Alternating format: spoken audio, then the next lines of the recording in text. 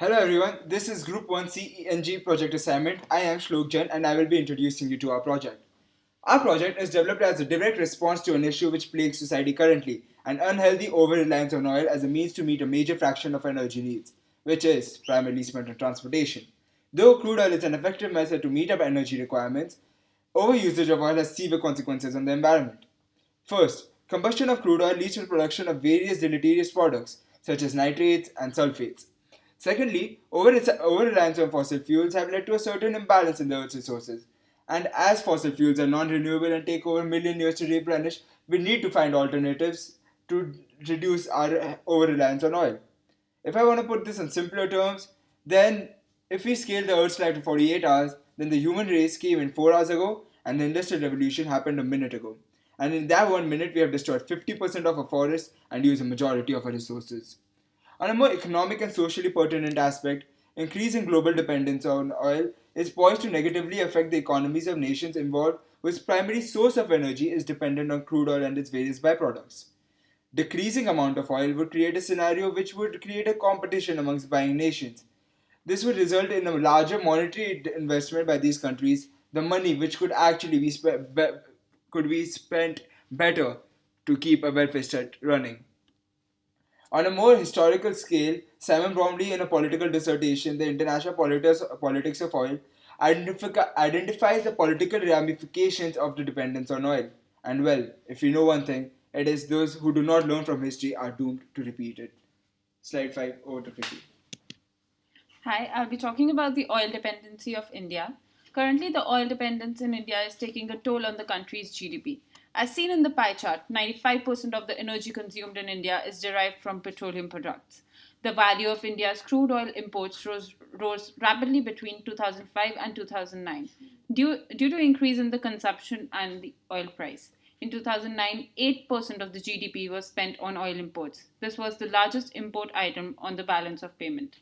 This indicates that in the future, international oil price shocks could have significant impact on inflation expectations in India. Therefore, India is in a dire need to look for alternative sources of energy. Now I'll be talking about the environmental aspect of the problem. Residents of India's cities are no strangers to air pollution. For long, the country's capital, Delhi, has struggled with air pollution, majorly caused by the nearly 9 million vehicles that run on its roads every day.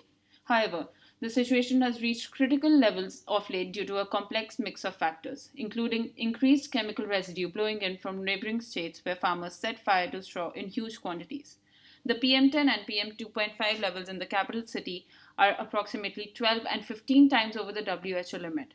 The major causes of pollution in the country are motor vehicle emissions, exhaust of diesel engines, dust from construction, burning garbage, etc. The Delhi government is scrambling to provide respite by introducing various measures. However, these haven't really helped improve the situation in the country, and it is imperative to introduce new technologies that are green and sustainable.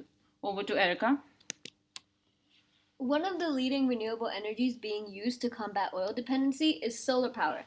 However, what I'm going to be talking about is how existing solar cell technologies are unable to reach the highest efficiency possible.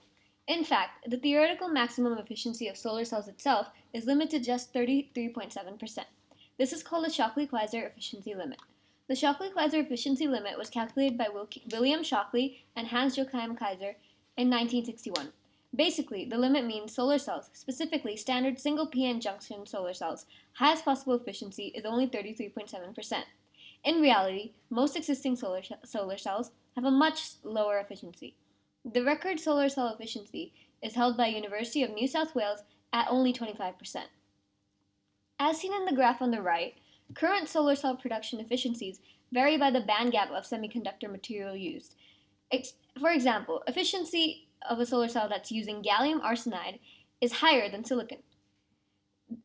Also on the graph, it says blackbody limit. The Shockley-Queisser limit exists due to many effects. One of these effects is blackbody radiation. Any material that's not at absolute zero temperature emits electromagnetic radiation, and this means that as the temperature of the solar cell rises, heat loss increases, leading to a loss of energy and decrease in efficiency. Another effect is recombination. This is when a photon does not contribute to current. Hence, it also decreases efficiency. And lastly, only photons with energy higher than activation energy will contribute to current. Any energy above and beyond bandgap energy is also lost through heat. So where does 67% of energy lost go? 2% of energy is lost through recombination, 18% is photons passing through solar cells without effect, and 47% of it is converted to heat. This is where our solution comes in. Quantum dots. Quantum dots are capable of harvesting excess photon energy from photons higher than bandgap energy and turn it into electricity. Over to Sarah. Thank you, Erica. I am Sarah, and I'll be talking about what quantum dots are. A quantum dot is a semiconductor crystal that encloses the motion of conduction band electrons, excitons, or valence band holes in all spatial directions. For those of you who don't know what excitons are exactly, excitons are bounded pairs of conduction band electrons and valence band holes. In current existing bulk material solar panels, the type of material being used fixates the band gap, which limits the absorption of hot electrons. But quantum dots have band gaps that are able to adjust across a wide range of energy levels simply by varying the size of the nanocrystals. Due to this stated property, quantum dots are the most effective and efficient material to use for multi-junction solar cells. Quantum dots haven't been around for long. They were first discovered by Alexei Ekimov in a glass matrix and in colloidal solutions and have been in use since the start of 1980s.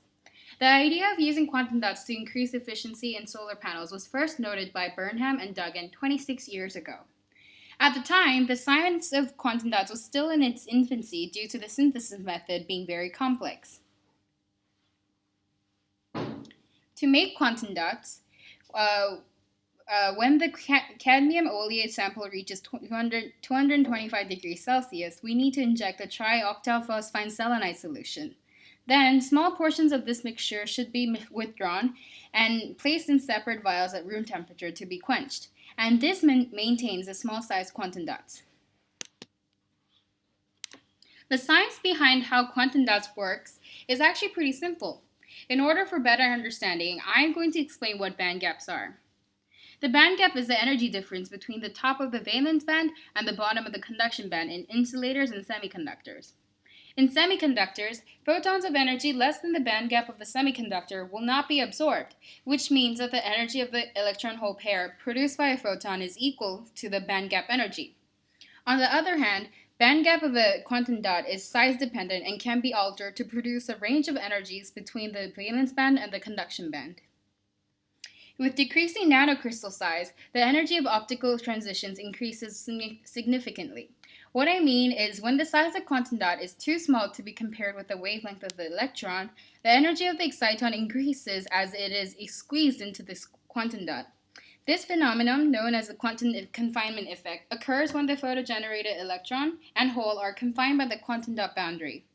Therefore, as the size of a conductor particle reaches a nanoscale, the decrease in the confining dimension makes the energy levels discrete, and this increases or widens the band gap, which increases the band gap energy. Since the band gap energy is inversely proportional to the square of radius of the quantum dot, as the energy gap increases, more energy is needed to be absorbed by the quantum dot. Research has shown that the optimum radius required for the maximum absorption is 27.5 nanometers. Therefore, optimization in quantum dot sizes is required for proper operation of quantum dot solar cells. Over to Gena. Thank you, Kurti. And now I'll be comparing solar cells technology with existing ones.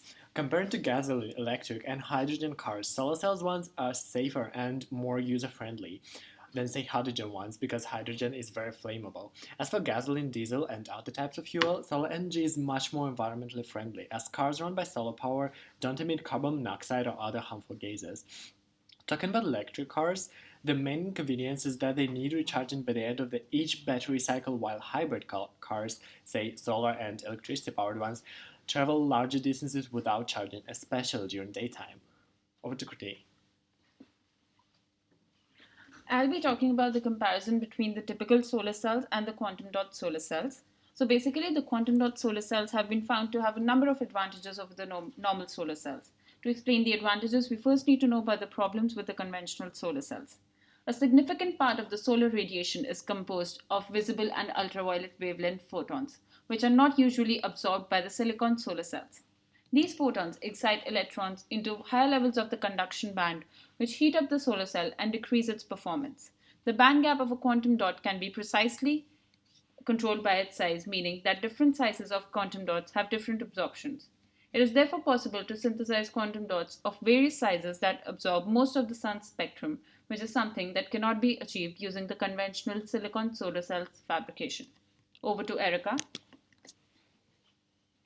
Now I'm going to talk about the actual model of our proposed solar car. Our proposed model will be similar in design to electric cars. There will be a lithium ion battery underneath the car connected to the motor below the hood. Solar panels will be laid out over the roof of the car and the front. These panels will be connected to the motor using optical wires. Excess energy that is generated during the day will be stored within the lithium ion battery to be used at night when there is no sunlight to drive the car forward. We believe this model is feasible with the use of enhanced solar cells because due to the quantum confinement effect, quantum dots are theoretically capable of achieving higher efficiency. Gasoline will not be needed if research into quantum dots continues to be successful and higher efficiency with solar cells are achieved. Obviously, the aesthetics of the proposed model car will be worked on after initial testing in order to appeal to consumers. Over to Sarah. Capacitors could be another alternative for energy storage. Batteries discharge slower than capacitors because there is a latency associated with the chemical reaction of transferring the chemical energy in batteries into electrical energy. Capacitors store the electrical energy directly on their plates, so their discharging rates are directly related to the conduction capabilities of the capacitor's plates. So, if we need a high surge of power to run the car, for example, to accelerate, using a capacitor would be more beneficial as it can discharge electrical energy quicker than batteries. But if we're going to be driving long distances, batteries would be better to use than capacitors due to the battery's higher energy density. In our model, we propose to install solar panels on the roof and the hood of the model car. To find out the number of solar panels that we can fit on the car, we took into consideration the dimensions of the model car and the surface area of our quantum dot solar cell. As an estimated value, we would be able to fit around 15,000 solar panels on the roof and the hood of the car. Over to Genna. Now I'll briefly introduce manufacturing process of solar cells and their cost. The manufacturing of quantum dot solar cells is really complex, but I won't go into too much detail. Firstly, it is important to ensure the high quality of the base, which ideally should be the pure silicon. After the silicon sample is cut to the appropriate size, coating takes place. Coating consists of three layers: compact layer, active layer, and scattering layer. All of them mainly consist of titanium dioxide, which is fairly cheap. After that, actual quantum dot is placed on the photonode. Once quantum dot is deposited in the solar cell, it is time to coat it with a protective layer, which consists of zinc sulfate. Thus, with the current price of all the materials used for assembling a single solar cell will cost a bit more than 2 cents per unit, while for $1 it will be possible to manufacture nearly 50 cells. Thus, it will take about $300 to cover our model car with quantum dot solar cells. There are some potential drawbacks of using quantum dot enhanced solar cells, but they can be improved. Quantum dots can blink and become invisible, as drawbacks on the quantum dot surface may lead to quantum yield deterioration. This implies that the ratio of emitted to absorbed energy is very low, and the low transmittance may stay undetectable or may require high sensitive detection systems. However, the surface defects, which are created by the recombination of electrons, can be tackled by employing a shell around the core, which would reduce the blinking effect. There are also some drawbacks with the actual synthesis of quantum dots. Research has demonstrated that cadmium and other heavy metals are extremely toxic. Cadmium leaches into the cellular environment and results in cell death from damaged DNA.